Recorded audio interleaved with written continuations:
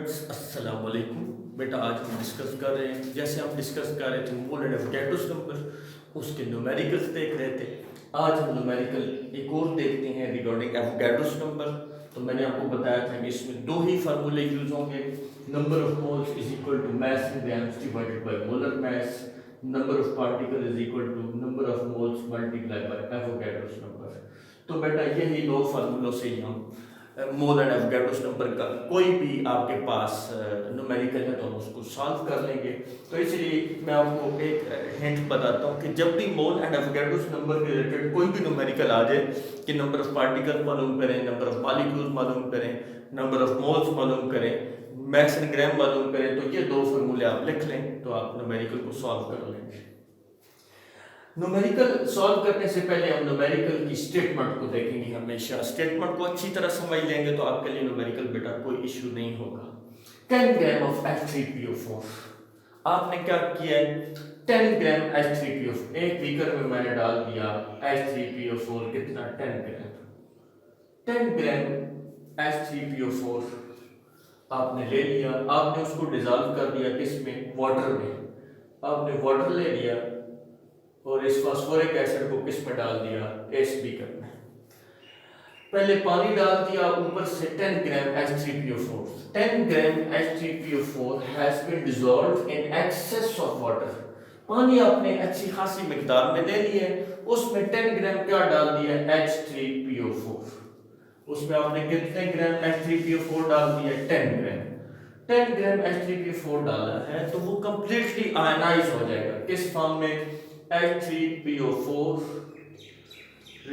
in the presence of water converted into H positive plus PO4 3 negative।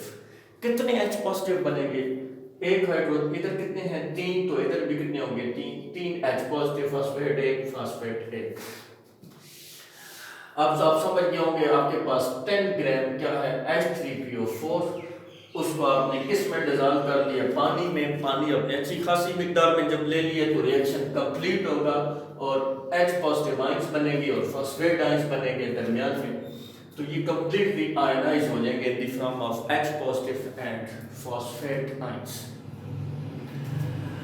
अतः क्या है वो कि चार चीजें आपने मालूम करनी है, number of molecules in 10 gram of H3PO4। Number of molecules, number of molecules मालूम करने के लिए आपको मैंने फार्मूला बताया था, वो फार्मूला ये देखें, number of molecules number of particles हैं, so number of particles is equal to number of moles multiply by Avogadro's number. लेकिन अभी देखते हैं कि क्या ये इंप्लीमेंट हम कर सकते हैं। नंबर ऑफ एवोगैड्रोस नंबर तो आपको पता है 6.02 into 10 raised to power 23। Number of moles अगर आप देखें तो वो आपको नहीं पता, नंबर ऑफ मोल्स नहीं पता, तो नंबर ऑफ मोल्स की हमारे पास एक और एक्सप्रेशन मौजूद है, वो उसमें पुट अप कर देते हैं, m is equal to small m over capital M multiply by Avogadro's number. अब इसको देखते हैं कि आया ये इंप्लीमेंट हो सकता है, डेफिनेटली इंप्लीमेंट होगा। मैस इन ग्राम तो वो आपको पता है कितने ग्राम है, 10 ग्राम। मोलर मैस आप इससे कैलकुलेट कर लेंगे और ये आपको पता है 6.02 into 10 raised to power 23। तो मोलर मैस हम कैलकुलेट करते हैं H3PO4 का, हाइड्रोजन का मैस 1 into 3 प्लस 31 फास्फोरस का पीरियोडिक टेबल से आप चेक कर सकते हैं, प्लस 16 मल्टीप्लाई बाय 4, 16 ऑक्सीजन और 4 ऑक्सीजन है, ये आपके पास आ जाएगा 98 ग्राम पर मोल। सो यहाँ पे ये भी आपके पास आ गया, आपने सिर्फ वैल्यूज पुट करनी है। m is equal to mass in gram कितना है 10 ग्राम, मोलर मैस कितना है 98 gram, so 98 multiply by Avogadro's number. तो ये आपके पास रिजल्ट कुछ यूं आ जाएगा 0.614 into 10 raised to power 23। इसको अरेंज करेंगे 6.14 into 10 raised to power क्या हो जाएगा 22। फिजिक्स में आपने रिसेंटली पढ़ा। तो ये आपके पास क्या आ गया, नंबर ऑफ मॉलिक्यूल्स। तो these are the number of molecules, यहाँ पे हम मेंशन कर देते हैं कितने, 6.14 into 10 raised to power 22। ये आपके पास आ गए नंबर ऑफ मॉलिक्यूल्स। अब हमने नेक्स्ट मालूम करते हैं number of positive and negative ions. अब number of positive and negative ions जब मालूम करते हैं तो वो आपके पास सिंपल एक चीज है कि आप डायरेक्टली किस पे चले जाएं, इक्वेशन पे। जब भी आपने number of positive ions number of negative ions मालूम करने हो तो आप इक्वेशन पे चले जाएं कि इसका एक मॉलिक्यूल हमें कितने पॉजिटिव आयन देता है और इसका एक मॉलिक्यूल हमें कितने नेगेटिव आयन देता है और इतने मॉलिक्यूल से हमें कितने पॉजिटिव और नेगेटिव आयंस मिलेंगे। सो देखते हैं। अभी हम देखते हैं कि H3PO4 हमें कितने पॉजिटिव आयन देगा। दूसरा हम देखते हैं कि H3PO4 हमें कितने नेगेटिव आयंस देगा। Very simple. देखें, एक H3PO4 बैलेंस्ड केमिकल इक्वेशन के मुताबिक कितने H पॉजिटिव दे रहा है। एक मॉलिक्यूल कितने H पॉजिटिव दे रहा है, ये कितने H पॉजिटिव दे रहा है, 3। एक मॉलिक्यूल 3 H पॉजिटिव दे रहा है। हमारे पास कितने मॉलिक्यूल्स हैं, 6.14 into 10 raised to power 22। एक मॉलिक्यूल 3 आयंस देता है, 2 मॉलिक्यूल 6 आयन देंगे। इतने मॉलिक्यूल्स कितने आयन देंगे, 6.14 into 10 raised to power 22 multiplied by 3। इसको जब आप सॉल्व करेंगे ये आपके पास आ जाएगा 1.842 into 10 raised to power 23। तो ये आपके पास इतने क्या देगा, पॉजिटिव आयंस। नेगेटिव आयंस कितना देगा, देखिए H3PO4 बैलेंस केमिकल इक्वेशन के मुताबिक कितने फॉस्फेट आयन देता है। देखें, इसके साथ कुछ नहीं है तो 1, इसके साथ कुछ नहीं है तो 1। एक मॉलिक्यूल आपको एक पॉजिटिव आयन देगा, एक मॉलिक्यूल आपको एक पॉजिटिव आयन देगा। तो 6.14 into 10 raised to power 22 molecules कितने देंगे हमें आयंस, इतने ही देंगे। एक देगा, 10 देंगे, 100 देंगे। और 6.14 into 10 raised to power 22 कितने देंगे हमें, 6.14 into 10 raised to power 22 क्या आ जाएंगे आपके पास, फॉस्फेट आयंस।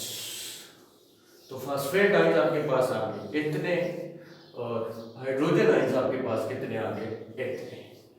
अब H पॉजिटिव आयंस यहां पे मेंशन कर देते हैं कि हमारे पास जो पार्ट बी है उसका आंसर क्या है। H पॉजिटिव आयंस कितने हैं जी, आपके पास 1.84 into 10 raised to power 23। और दूसरे आपके पास आ गए फॉस्फेट आयंस, वो आपके पास कितने हैं जी, 6.14 into 10 raised to power 22। तो ये आपके पास बी पार्ट के लिए 2 आंसर आ गए, क्योंकि आगे जरूरत हो कि हमने अलग लिख ली। आगे मूव करते हैं पार्ट सी।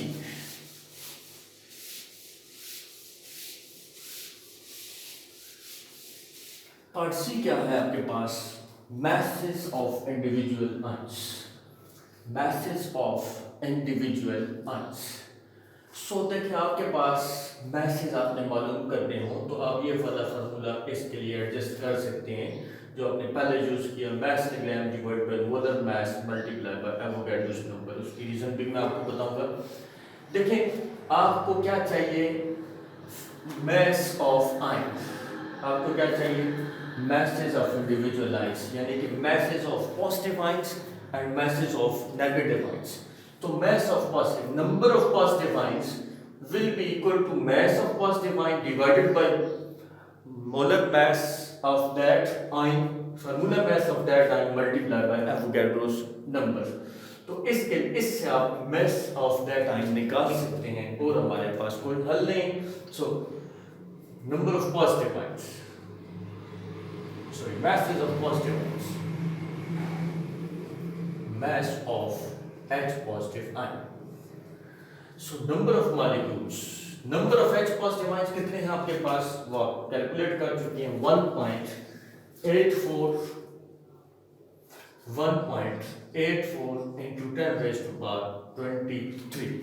तो ये आपके पास आ गए नंबर ऑफ पॉजिटिव आयंस और जो आपके पास इसका क्या मालूम करना है, mass in gram divided by इसका जो मोलर मैस है, फार्मूला मैस, H पॉजिटिव का फार्मूला मैस कितना है 1.008 मल्टीप्लाई बाय इसकी वैल्यू आपको पता है 6.02 इंटू 10⁻23। जब आप इसे सॉल्व करेंगे m will be equal to, solve करना तो मेरे ख्याल में आपके लिए कोई इशू नहीं है, m इधर ही रहने दे, बाकी चीजें उधर ले जाए, तो आपके पास जो रिजल्ट आएगा message of H positive ions का, तो वो आपके पास आएगा 0.308 ग्राम, 0.308 ग्राम।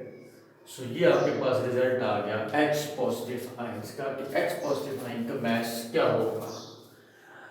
सेम इसी फार्मूले में आप क्या कर देंगे, इसी फार्मूले से क्या मालूम करेंगे, मैस ऑफ सल्फेट आयन। तो ये mass of H positive ion क्या आ गया 0.308 ग्राम।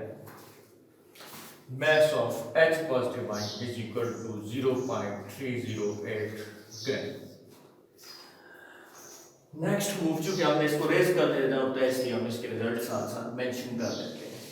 अभी हम देखते हैं सेम इसी फार्मूले से हमने क्या मालूम करना है, mass of sulphate ion SO4 3 negative. तो सेम फार्मूला है, number of particles is equal to mass in gram divided by molar formula mass multiplied by Avogadro's number.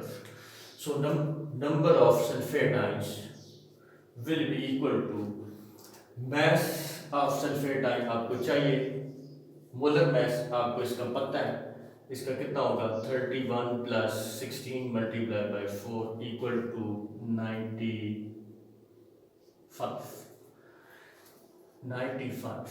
Number of first negative ions कितने आपके पास, phosphate ion 6.14 into 10⁻22 किससे multiply कर रहा है, Avogadro's number की value आपको याद है, तो इसका रिजल्ट आपके पास आ जाएगा 0.9689 ग्राम, 0.9689 ग्राम।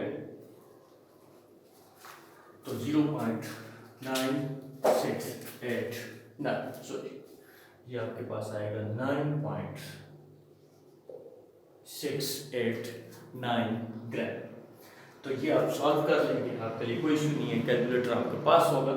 अभी तो बस वो न्यूमेरिकल्स करते करते ये वैल्यूज याद हो जाती हैं। तो ये आप इसको सॉल्व करेंगे, ये आपके पास क्या आ जाएगा, message of negative ion that is sulphate ion, phosphate ion, इसका आपके पास क्या आ गया, मैस 9.689 ग्राम। बढ़ते हैं हमारे जो लास्ट एक डी पार्ट है उसकी जाने।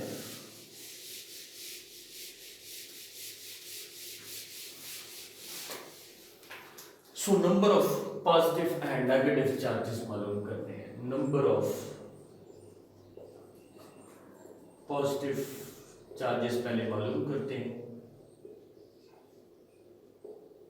तो बेटा ये आपके लिए सिंपल है, आप इक्वेशन पे चले जाएं या आप डायरेक्टली इससे फाइंड आउट कर सकते हैं जिस तरह हमने लास्ट न्यूमेरिकल में किया था। अभी हम इक्वेशन से निकाल सकते हैं। मैंने उस दिन आपको बताया था कि दो तरीके हैं, तो जिसको मर्जी आप फॉलो कर लें। एक फॉस्फेट आयन से कितने पॉजिटिव चार्जेस प्रोड्यूस हो रहे हैं, 3 H पॉजिटिव, यानी कि H positive H positive H positive 1 2 3 H positive produce हो रहे हैं, 3 पॉजिटिव चार्जेस प्रोड्यूस हो रहे हैं एक मॉलिक्यूल से। आपके पास नंबर ऑफ मॉलिक्यूल्स कितने हैं, वो आपके पास हैं 6.14 इंटू 10⁻22। तो आपके पास इतने नंबर ऑफ मॉलिक्यूल्स हैं, जबकि एक H3PO4 से 3 पॉजिटिव चार्जेस प्रोड्यूस हो रहे हैं। इतने मॉलिक्यूल से कितने प्रोड्यूस होंगे, 3 मल्टीप्लाई बाय 6.14 इंटू 10⁻22। एक मॉलिक्यूल से 3 पॉजिटिव चार्जेस प्रोड्यूस हो रहे हैं, इतने मॉलिक्यूल से कितने प्रोड्यूस होंगे, मल्टीप्लाई बाय 3 इंटू 6.14 इंटू 10⁻22। तो ये आपके पास आ जाएगा 1.842 इंटू 10⁻23। ये आपके पास आ जाएंगे पॉजिटिव चार्जेस। अभी आप चाहेंगे नेगेटिव चार्जेस मालूम करने हैं तो वो भी आपको पता है कि एक H3PO4 से कितने नेगेटिव चार्जेस प्रोड्यूस हो रहे हैं, 3।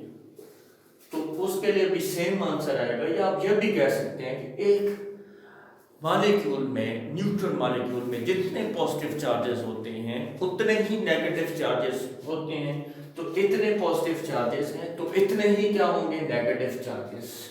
सो नंबर ऑफ